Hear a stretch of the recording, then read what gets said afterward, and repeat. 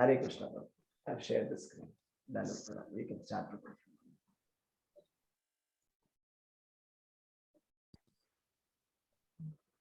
No audio, Prabhuji. Yes. Hare Krishna, Prabhu. Prabhu, you can start with one. Hare Krishna. Shri Shri Jagannath Baldev Devi Subhadra Mai ki jai.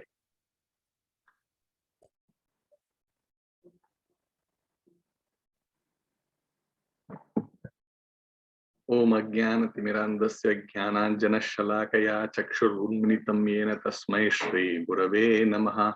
Nama Om Vishnupadaya Krishna Preshtaya Bhutale Srimate Bhakti Vedanta Swamin Iti Namine. Namaste Saraswate Deve Gauravani Pracharine Nirvisesa Sunyavadi Paschatya Deshatarine Jaya Sri Krishna Chaitanya Prabhu Nityananda Shri Advaita Gadadhara Shri Vasadi Gaurabhakta Vrinda Hare Krishna Krishna Krishna Hare Hare Hare Rama Rama Rama Hare Hare.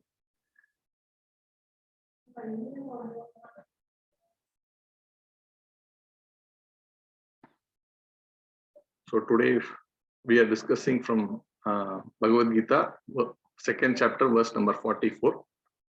I'll read the verse.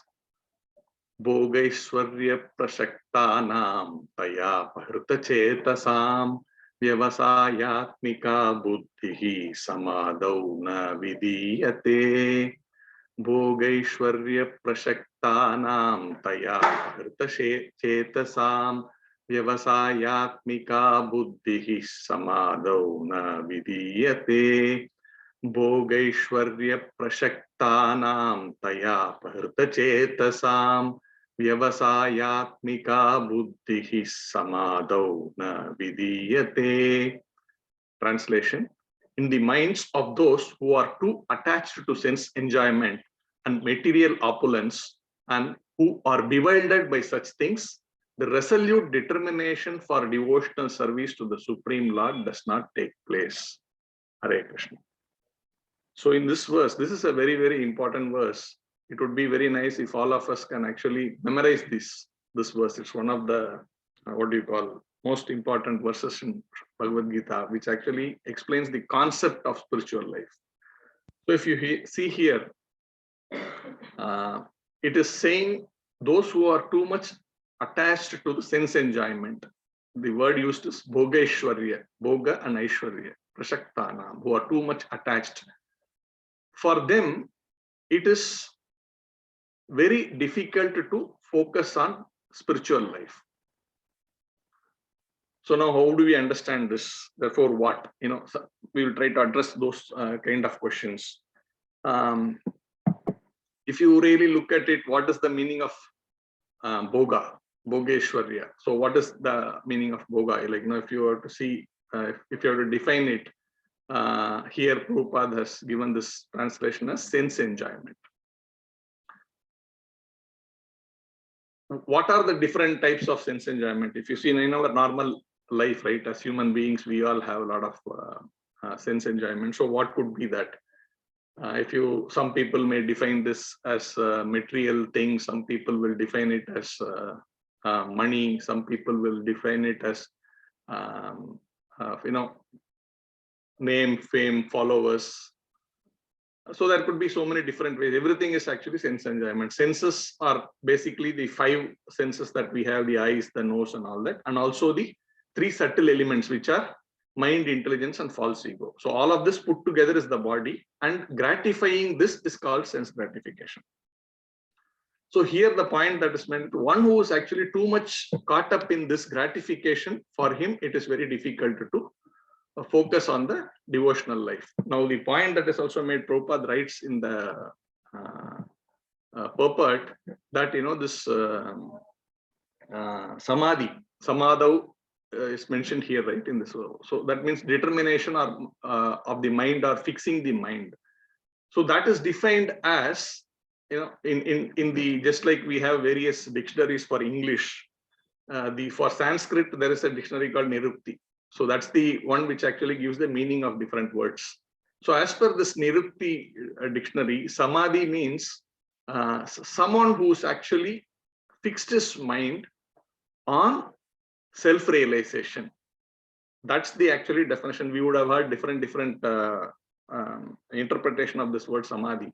But samadhi means one who's actually fixed in self-realization. So now that situation for a person to come to a point of self-realization is very, very difficult if the person is engaged in material sense gratification. Now let's see this like this. Suppose you are actually sick, or rather suppose I am very sick. You know, what is the way forward for me? Then I will have to meet a doctor. Then I may have to take some medications.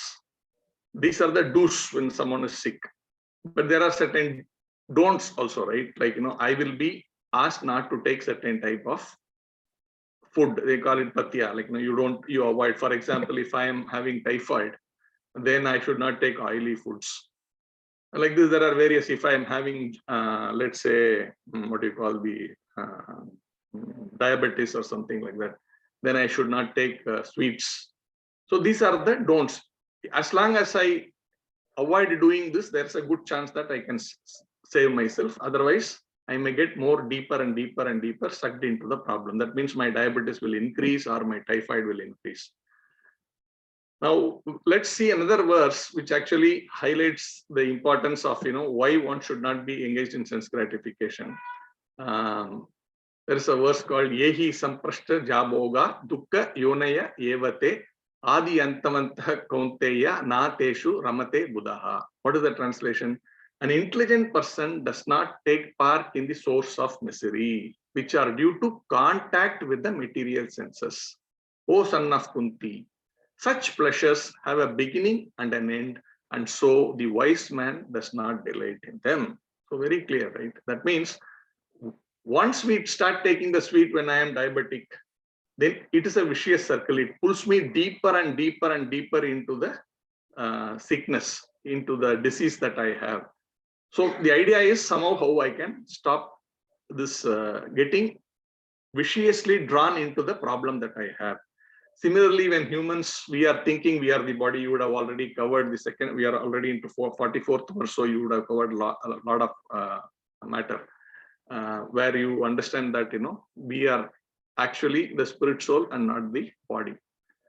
So now the understanding is one has to be situated in the spirit platform. That means you are situated in the self. That means whatever you are. But we are thinking of something which we are not. You know, that's sometimes defined as Maya, that which is not. We are not the body, but we think we are body, and therefore it is called Maya. So many times people use this word Maya, Maya, Maya. Maya means, like, illusion means you see on the road some water when you are driving on the highway. But when you get near there is no water. So this is illusion. In the desert, we see this mirage.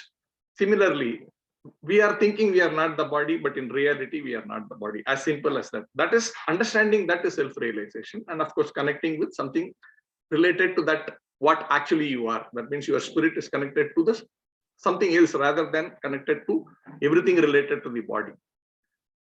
That is basically called Krishna consciousness. That means connecting yourself to that source of the soul. That is, you know, Krishna consciousness. And first you need to understand that I am not the body and understand what you are. Now to do that, that is the sick condition, that I am actually thinking something else, and this condition has to go away from me. For doing that, then what is it that is preventing me from doing that? Because I am identifying with the body. Now, therefore, I should actually try to get away from this concept of identifying or understanding or relating everything to the body, but try to relate to the spirit. So that like how you say, like if your children, when you put them to school, what do you tell them? You know, you when they have these examinations and all that, or if you look at what kind of company they keep.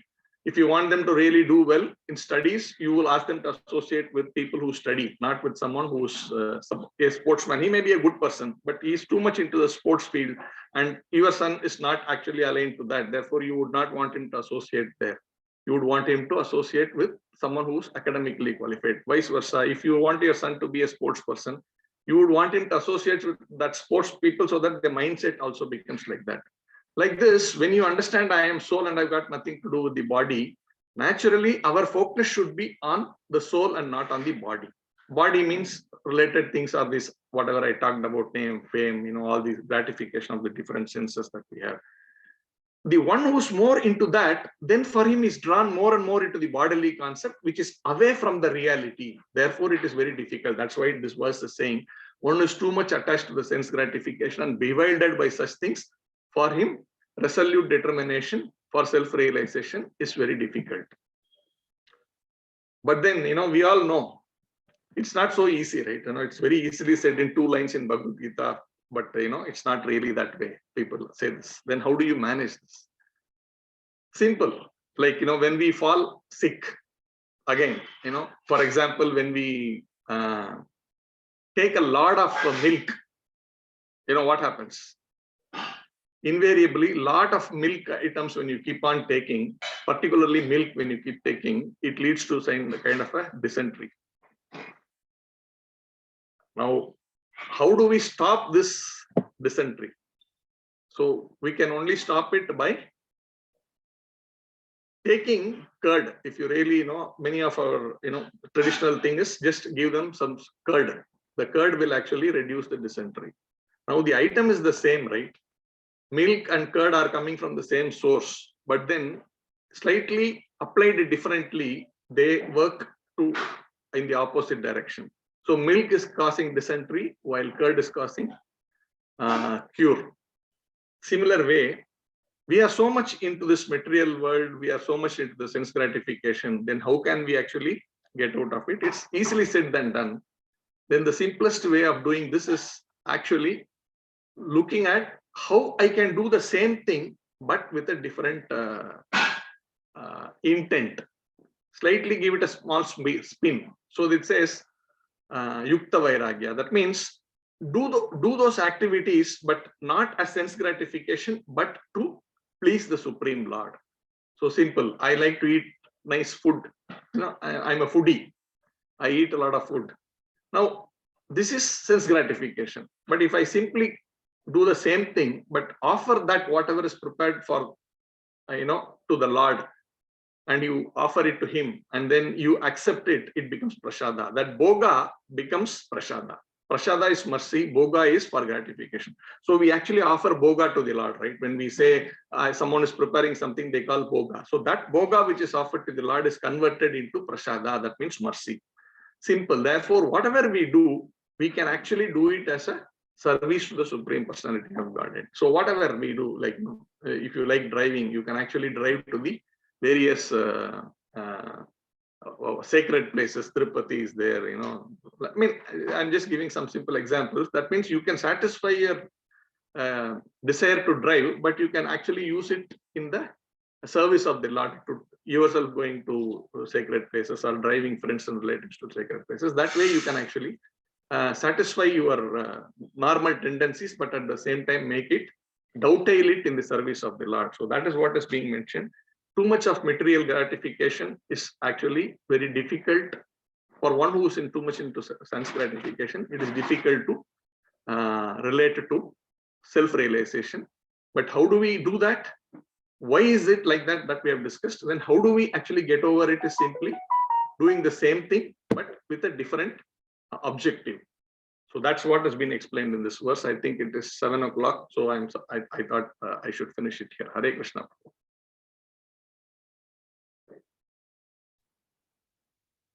Hare Krishna Prabhu. Thank you very much. Hare Krishna Prabhuji. Thank you very much. Thank you. Hare Krishna. If anybody has questions, you can please ask. Prabhu. Hare Krishna Prabhuji. Hare Krishna Prabhuji. Thank you, Prabhuji. Hare Krishna Prabhuji. Hare Krishna. Hare Krishna Prabhuji. Thank you very much.